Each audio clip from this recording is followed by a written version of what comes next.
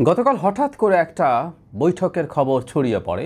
বিএনপির ৩ জন খুবই গুরুত্বপূর্ণ নেতা প্রধান উপদেষ্টার সাথে দেখা করেছেন এবং সেখানে কিছু কথা হয়েছে, যেমন সরকারকে তত্ত্বাবধায়ক সরকার হয়ে ওঠার কথা বলা হয়েছে। মানে এই জিনিসটা অনেকের মধ্যে কনফিউশন তৈরি করেছে। অন্তর্বর্তী সরকার কেন তত্ত্বাবধায়ক সরকার হয়ে উঠবে, বা কেন বিএনপি এটা বলছে, বা এটার মাধ্যমে বিএনপি কী বোঝাতে চেয়েছে।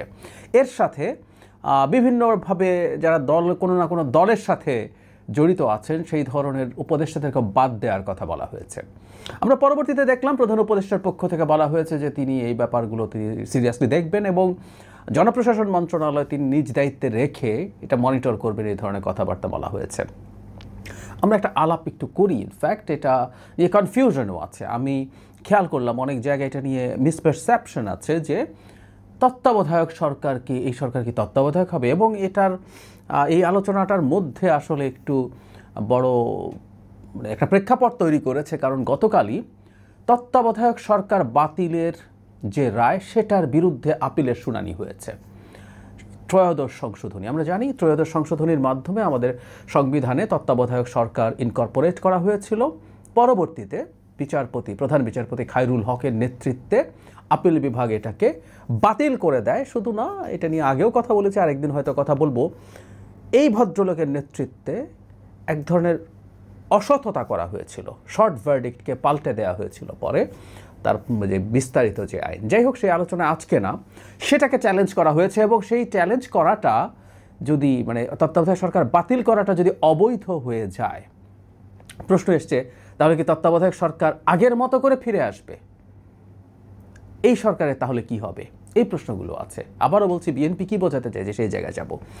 আগে তত্ত্বাবধায়ক সরকারের ব্যাপারটা বলি। আগের তত্ত্বাবধায়ক সরকার যদি ফিরে আসে তাহলে কি হয়? ত্রয়োদশ সংশোধনীতে লেখা ছিল, আমরা এই প্রসেসটা জানি, যেটাতে আমাদের বিচার বিভাগ ছিল একেবারে স্পেসিফিক করা। সর্বশেষ অবসরপ্রাপ্ত বিচারপতি যিনি আছেন তিনি তত্ত্বাবধায়ক সরকার প্রধান হবেন, তিনি না হলে তার আগের জন হবেন।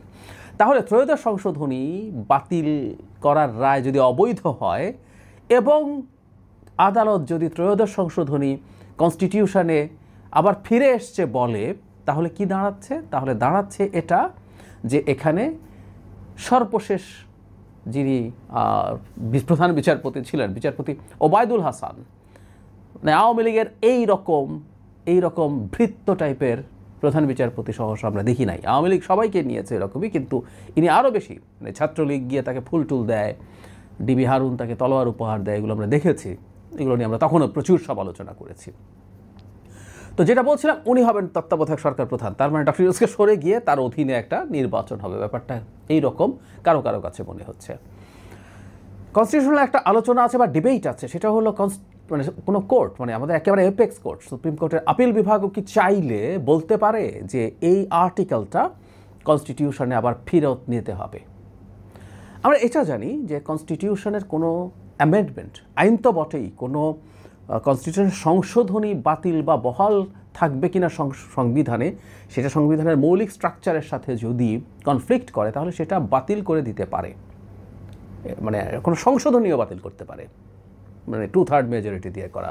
আমাদের নিশ্চয়ই মনে আছে শেখ হাসিনার সময় বিচারপতি এস.কে সিনহার সাথে শেখ হাসিনার সংঘাত শুরু হয়েছিল ষোড়শ সংশোধনী, যেটার মাধ্যমে সংসদের হাতে বিচারকদের অভিশংসন বা ইমপিচমেন্টের ক্ষমতা নিয়ে যাওয়া হয়েছিল। সেটা বাতিল করে দিয়েছিলেন যে এটা আমাদের বেসিক স্ট্রাকচারের সাথে কনফ্লিক্ট করে। ত্রয়োদশকেও এভাবে বলেছিল।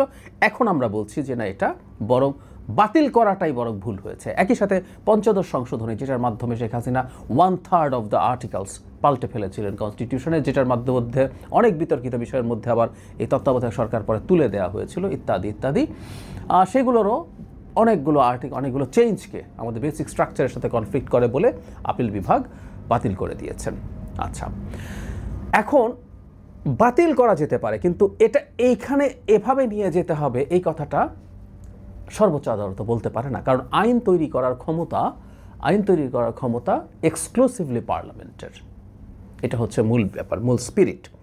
ব্যাপারটা এরকম যে তত্ত্বাবধায়ক সরকার থাকতে হবে, আমাদের এই যে বেসিক স্ট্রাকচার, জনগণের ভোটের অধিকার, এটা আমাদের বেসিক স্ট্রাকচারের পার্ট, সেটা নিশ্চিত করার জন্য তার প্রতিনিধি নির্বাচনের ক্ষমতা, সেটা বলতে পারেন। কিন্তু এটা প্রধান বিচারপতিকে কেন্দ্র করেই তত্ত্বাবধায়ক সরকার হতেই হবে ত্রয়োদশ সংশোধনীর মতো করে, এ কথা সর্বোচ্চ আদালত বলতে পারে না। এটা সংসদকেই ঠিক করতে হবে। ইনফ্যাক্ট আমরা জানি ঐক্যমত্য কমিশনে তত্ত্বাবধায়ক সরকার নিয়ে আলোচনা হয়েছে, শতভাগ মতৈক্য না হলেও আমরা মোটামুটি একটা জায়গায় এসেছি যে কীভাবে এটা গঠিত হবে। অনেকগুলো স্টেপস আছে, ওই জায়গায় আলোচনায় যাচ্ছি না। বিশেষ করে তত্ত্বাবধায়ক সরকার যখন প্রধান বিচারপতি কেন্দ্রিক হয়ে পড়লো তখন কিন্তু এটা নিয়ে আমার সমালোচনা শুরু হয়েছে, কারণ এর মাধ্যমে আমাদের বিচার বিভাগের মতো এত অতি গুরুত্বপূর্ণ বিভাগে প্রভাব বিস্তারের সুযোগ তৈরি হয় বা ঝুঁকি তৈরি হয়।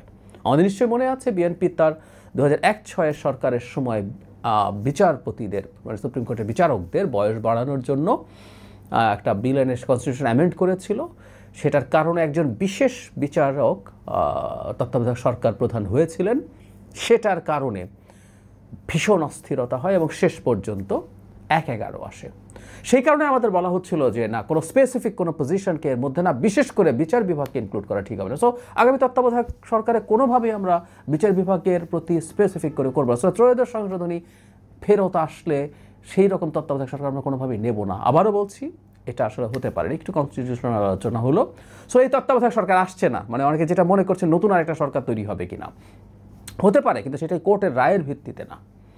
বিএনপি যে কথাটা বলার চেষ্টা করেছে, আসলে বিএনপি তো বলছে এই সরকারকে তত্ত্বাবধায়ক সরকার হয়ে উঠতে। ইয়াস, এটার একটা খুবই শক্ত ব্যাখ্যা আছে, গ্রাউন্ড আছে। আমাদের দেশে এটা হয় না, কারণ আমরা তত্ত্বাবধায়ক সরকার এখন নিজেরা সবাই মিলে একমত হয়েছে। আওয়ামী লীগ এখন তত্ত্বাবধায়ক সরকার চায়, যারা আমাদেরকে বিরাট নসিহত করতো নির্বাচন তো সরকার করে না, নির্বাচন কমিশন করে, ওটা স্বাধীন, কনস্টিটিউশনে বিরাট পাওয়ার দেওয়া আছে, শক্ত আরপিও আছে, ইত্যাদি ইত্যাদি ফালতু কথা এগুলো। বাংলাদেশে এটা হয় না। কিন্তু একটু আমি ইউরোপ আমেরিকার কথা বলছি। ধরুন ভারতে যে সরকার ক্ষমতায় থাকে সেই সরকারের অধীনেই নির্বাচন হয়, অধীনে না আসলে নির্বাচন কমিশনের অধীনে নির্বাচন হয়, কিন্তু সে সরকার ক্ষমতায় থাকে। কিন্তু নির্বাচন যখন এগিয়ে আসে তখন সরকারকে এক ধরনের কেয়ারটেকারের ভূমিকা নিতে হয়। তখন সেই সরকারের সাইজ ছোট হয়, সেই সরকারের কাজ মোটা দাগে রুটিন থাকে, সে কোনো পলিসি ডিসিশন নেয় না, সে কোনো নতুন প্রকল্পের ভিত্তিপ্রস্তর স্থাপন করে না। সে তখন যেহেতু তার দলও, ভারতের ক্ষেত্রে যেটা, সেই দলও পার্টিসিপেট করে ইলেকশনে এবং নতুন কোনো প্রকল্প উদ্বোধন করে না, এরকম কতগুলো রেস্ট্রিকশন থাকে, সে রুটিন কাজ করে। ডক্টর ইউনূসের সরকার অন্তর্বর্তী সরকার, এটা কেয়ারটেকার সরকার ছিল না, ফলে তারা অনেকগুলো পলিসি ডিসিশনও নিয়েছে। ইভেন এই যে সংস্কারের মতো এত মেজর পলিসি ডিসিশন এটা তারা নিয়েছেন, করেছেন, মোটা দাগে অনেক কিছুই হয়েছে। এখন বিএনপি সম্ভবত চাইছে যে এই সরকার রুটিন কাজে ঢুকে যাবে, সে আর কোনো পলিসি ডিসিশন নেবে না, সে রুটিন কাজে ঢুকে সেগুলো ইমপ্লিমেন্ট করবে এবং ফোকাসটা থাকবে একেবারে নির্বাচনের প্রতি। আমার কাছে এই দাবির মধ্যে কোনো সমস্যা দেখি না। সো তত্ত্বাবধায়ক মানে সেটাই, এই সরকারই থাকবে। তবে বিএনপি যেটা বলছি, শুধু বিএনপি না, অন্যদেরও যদি দাবি থাকে এগুলো এখন কনসিডার করা দরকার যে সরকারের মধ্যে এমন কেউ কি আছেন যারা খুবই নেকেডলি কোনো দলের পক্ষে আছেন এবং কাজ করছেন তাদের পক্ষে, এই রকম কোনো কিছু আছে কিনা। যদি থেকে থাকে তাহলে তাদেরকে সরিয়ে ফেলা উচিত বলে আমি মনে করি। এবং শুধু সরিয়ে ফেলা না, যদি প্রয়োজন হয় আরও কয়েকজন উপদেষ্টা ইনক্লুড করা যেতে পারে যারা নির্বাচনটাকে ঠিকঠাক মতো করবেন, যারা ব্যর্থ আছেন, শুধু অ্যালাইন না, ব্যর্থদেরকেও কেন রাখা হবে। স্বরাষ্ট্র উপদেষ্টার মতো মারাত্মক ব্যর্থ কেউ নেই, শুধু উপদেষ্টা না, ওখানে একজন বিশেষ সহকারী আছেন, পুলিশের যে চিফ আছেন, মানে এরা সবাই মিলে, আমি অন্তত বাইরে থেকে দেখছি, ওনারা অত্যন্ত সাধারণ আইন শৃঙ্খলা পরিস্থিতি ঠিকমতো হ্যান্ডেল করতে পারছেন না, তারা নির্বাচন কীভাবে করবে। সো এই পুরো টিমটা, এটা হলো অদক্ষতার কথা। যেমন কারোর প্রতি অ্যালাইন কিনা আমি জানি না, বাট অ্যালাইন থাকার অভিযোগ আছে। যেমন ধরুন সম্ভবত মির্জা ফখরুল ইসলাম আলমগীরের বাসায় একদিন ডক্টর সালেউদ্দিন আহমেদ বা কারো একজনের বাসায় তারা একত্র হয়েছিল, তারা ভার্সিটির ফ্রেন্ডস, এটাকে বিরাট বিএনপির সাথে অ্যালাইন বলে প্রচার করার চেষ্টা হচ্ছে, সেটা তারা করছেন, এগুলো নিয়ে আলাপ আলোচনা হোক। কিন্তু এনসিপির জনাব আসিফ মাহমুদ সজীব ভূঁইয়াকে আমরা দেখেছি তিনি কিভাবে বরাদ্দ দিচ্ছেন, তার নিজের তো বটেই, ঠিক আছে উনি এখনও দল করেন, কিন্তু হাসনাত আবদুল্লার উপজেলায় বিশাল বরাদ্দ দিচ্ছেন। আমি প্রায়ই বলি যে অন্যান্য জায়গায়ও এনসিপির ওনার বেশি বরাদ্দ আছে বলে আমি একেবারেই নিশ্চিত। শুধু সেটা না, বিভিন্ন সময়ে মানে আসিফ মাহমুদ সজীব ভূঁইয়ার সাথে ইশরাকের সংঘাত হচ্ছে মেয়র হওয়া নিয়ে, এনসিপি মাঠে নেমে পড়ে তার পক্ষে, এরকম যেন মাহফুজের সাথে এনসিপির কী পরিমাণে অ্যালাইনমেন্ট আছে সবাই খুব ভালো মতো জানে, খুব ভালো মতো, এটা একদম ওপেন সিক্রেট। কীভাবে যেন মাহফুজের পরামর্শে দফায় দফায় বৈঠকে এনসিপি পরিচালিত হয়, এগুলো কোনো অজানা তথ্য না। সো এগুলো যদি ঘটে থাকে তাহলে সব কিছু নিয়ে বিবেচনা করা দরকার হবে। এটা বা জামায়াতের সাথে কারো অন্তত একজন দুজনের উপদেষ্টার কথা শোনা যায় খুবই জামাত ঘনিষ্ঠ, যার সাথে অ্যালাইন্ড, সেগুলো সরানো, প্লাস বিএনপি যে দাবি করেছে এগুলো সবারই দাবি আমার মনে হয়। প্রশাসনে, পুলিশে, বিচার বিভাগে খুবই অন্ধ কোনো দলীয় আনুগত্য আছে, এবং যে আনুগত্যটা কোনো না কোনো ফর্মে সরকারের নিরপেক্ষতাকে ক্ষতিগ্রস্ত করে, নিরপেক্ষভাবে কাজ করাকে প্রশ্নবিদ্ধ করে, সেগুলো চেঞ্জ করা দরকার। এবং এভাবেই একটা সরকার তৈরি করে নির্বাচন হওয়া দরকার বলে এটা যে কেউই বলবেন। সুতরাং এই দাবিটার মধ্যে সমস্যার কিছু নাই।